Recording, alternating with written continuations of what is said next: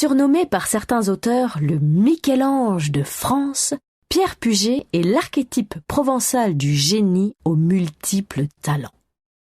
Cet artiste, né à Marseille dans la première moitié du XVIIe siècle, excelle aussi bien comme peintre, sculpteur et même comme architecte.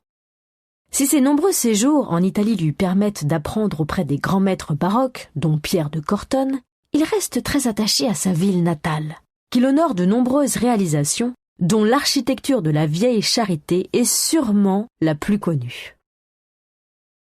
À l'époque de ce tableau, Pierre Puget est le nouveau directeur de l'atelier de sculpture de l'Arsenal de Toulon. Au XVIIe siècle, sous l'impulsion de Colbert, les navires français deviennent les instruments de la magnificence royale.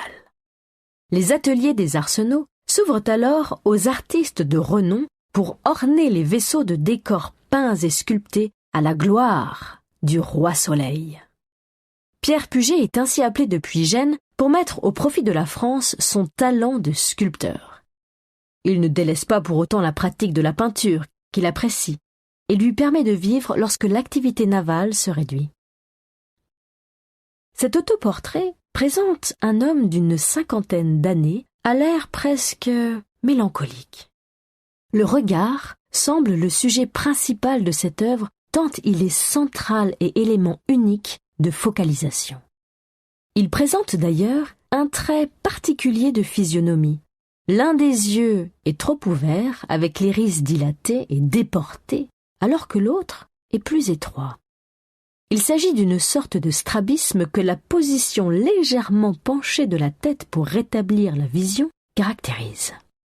La finesse des touches, le raffinement du travail des ombres par nuances de couleurs vertes ou bleues, ainsi que le modelé apporté par des rehauts de blanc, nous témoignent de l'attention portée à cette œuvre. Avec cette toile, Puget s'adonne à l'exercice complexe du portrait de soi-même, présenté ici au naturel.